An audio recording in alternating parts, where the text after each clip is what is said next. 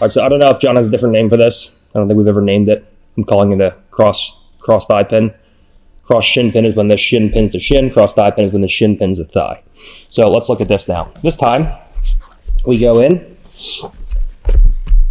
we pummel past our partner's leg into this position. Now, what I was doing before was I was taking my knee and I was placing it here on my partner's hip. This time, what I'm going to do is I'm going to take my shoelaces and place them on my partner's hip like so. So right from here, we have this shin pin and we play in this position. Now, right from here, we go in and we slide our knee up. So the first thing is the knee comes to the hip. Now, as my partner goes to make a recovery, she goes to move away. I feel like I can't get control of the head. I feel like I can't get to that overback grip, and I feel like I'm losing the position. Maybe I don't want to go into outside camping. Maybe I don't want my partner to wrestle up. Maybe she's squirrely. Maybe she wants to get away, and I just want to keep her pinned. I give for the legs back. I backtrack into the legs, but I do it on my terms. So right from here, as she goes to move away, this time, I take my knee between my partner's legs, and I take my shoelaces to my partner's hip. So right from here, we can just bump our partner's knee out by putting our knee outside my partner's far hip, just like we did before. We just fall between our partner's legs. Now we go right knee to right elbow. When she goes to shrimp away, it's going to be impossible. When she goes to knee lever or lock my legs or do anything, she can't do it because my shin or my ankle isn't trapped between my partner's legs. It's just my knee.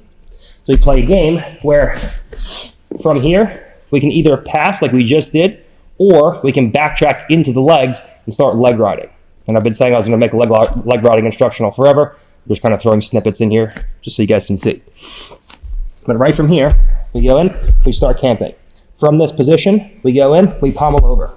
Now, previously, we were going here and doing our work right from here.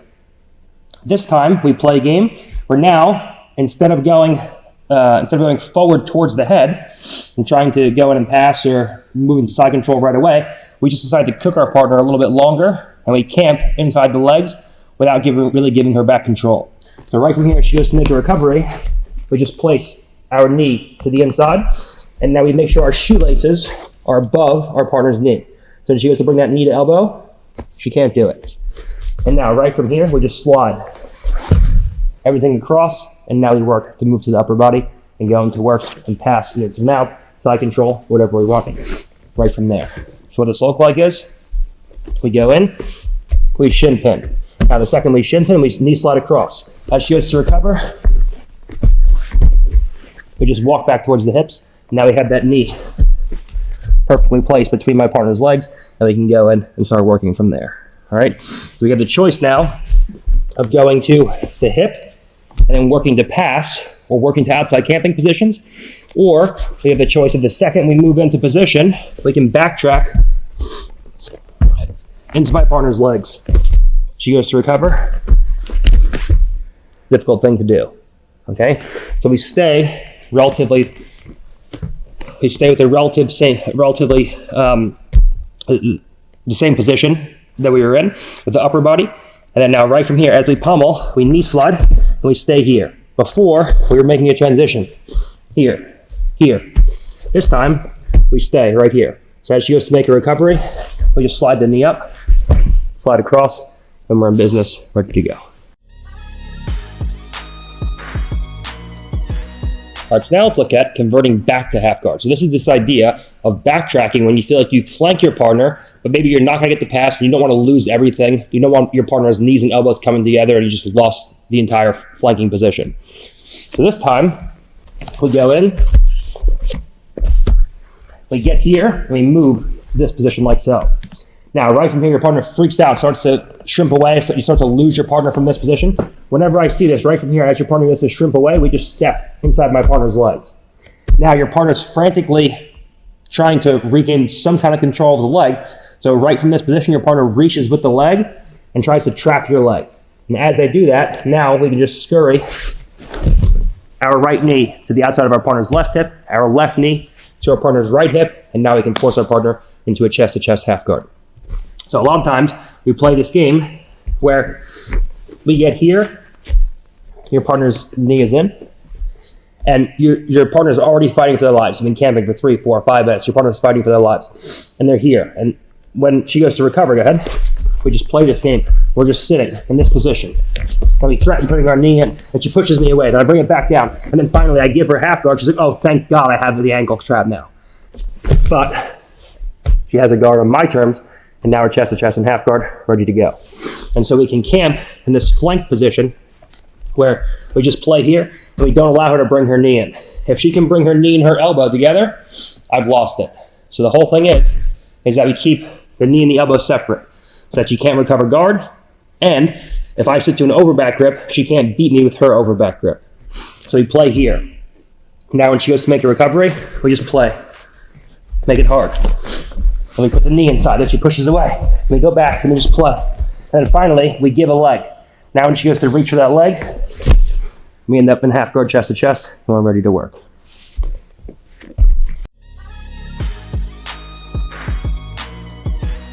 All right, so now what we can do too is we can keep our opponent honest by flanking them, getting them to freak out, use a ton of energy, and then we can just say, okay, you've used enough energy, I used almost none, I'm going to give you the leg back, and I'm just going to right back to roasting you with inside camping.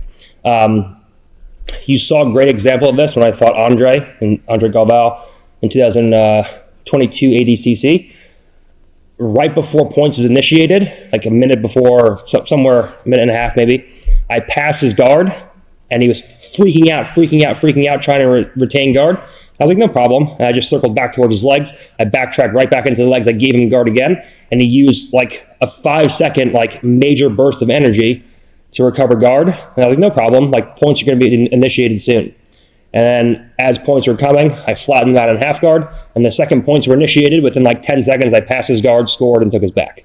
And so this is what I'm talking about. Just giving your partner the illusion of recovery, where they use all this energy to get to some kind of guard, where they have a full recovery, but the recovery is on your terms, and then you just melt them over and over again.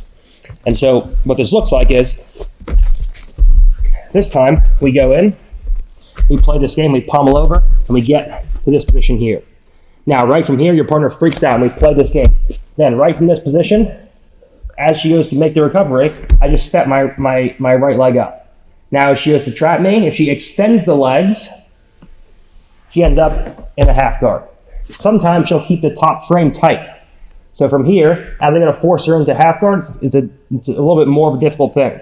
So I say, okay, no problem. Once she's chest to chest and half guard, she's carrying weight, but there's no tension in the body really. So I'm like, all right, maybe I want to go back to inside camping for strategic purposes. So right from here, I just present the leg, and now as she goes to trap it, no problem. She's got guard, and now she's carrying body weight again. We just give the leg back. You saw a lot of this in my Josh Saunders match as well, where I'd pass, everyone's like, oh, like, he's not that far ahead of him, he's passing, but Josh is recovering, and I'm like, no, I wanted him to recover so he could carry body weight and have tension running through his whole body rather than just resting in side control, because obviously he was a lot bigger than I was. So this is a great strategy tactically, where you pass, you give your partner the idea in the head that if I hit one big explosion, I'm going to be recovered, but then they recover, and now they're just getting melted again from the inside camp. But right from here, we play a game where we're camping, we pummel through, we play. Now she goes to recover, and she's really trying to freak out. She really goes to move. Okay, she's got guard back. Now we're right back into a camping position, and she's like, God damn it. Like, she did all that work to freak out. She put all the energy in, then I just circled back towards the hips. She's like, oh, thank God I have a guard. And then boom, you're carrying weight again. And it's just so physically and mentally fatiguing that eventually you're just like, fucking